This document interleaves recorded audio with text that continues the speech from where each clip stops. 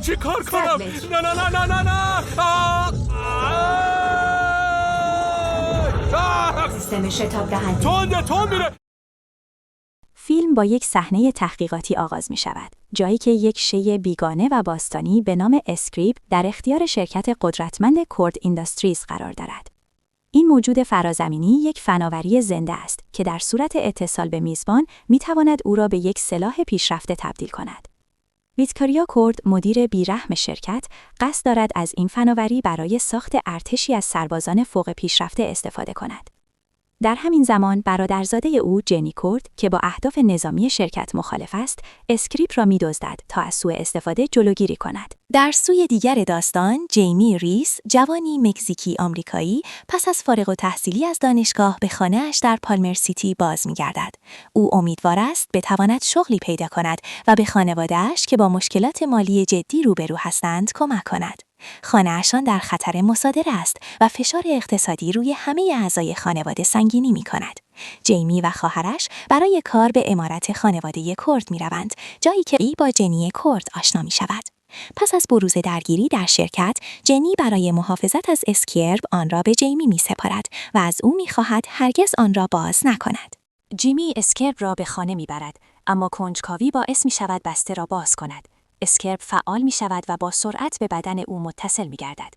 موجود بیگانه به ستون فقراتش نفوذ می کند و در لحظه‌ای دردناک زره‌ای آبی رنگ و پیشرفته دور بدنش شکل می گیرد.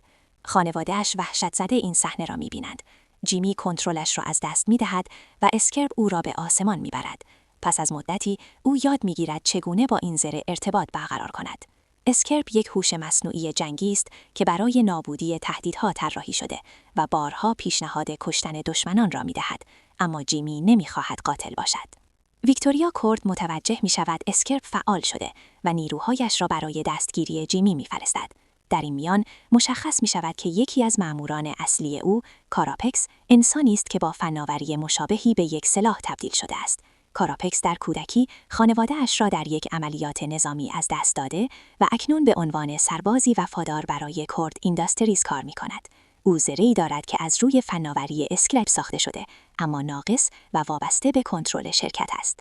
جنی کورد جیمی را به مقر مخفی پدرش تد کورد می‌برد و توضیح می‌دهد که اسکرپ یک سلاح باستانی بیگانه است که میزبان خود را انتخاب می‌کند.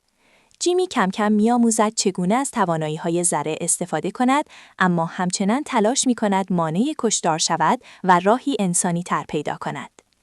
نیروهای ویکتوریا به خانواده ریس حمله می‌کنند.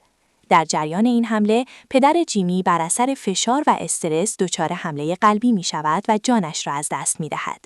این اتفاق ضربه عاطفی بزرگی به جیمی وارد می‌کند و انگیزه او برای مقابله با شرکت را تقویت می‌کند. خانواده‌اش دستگیر می‌شوند و جیمی نیز پس از نبردی سنگین با کاراپکس اسیر می‌گردد. در پایگاه شرکت، ویکتوریا قصد دارد اسکرپ را از بدن جیمی جدا کند و از آن برای تکمیل پروژه نظامیش استفاده کند. در حالی که جیمی بیهوش است، در ذهن خود به خاطرات کودکی و صحبت‌های پدرش باز می‌گردد.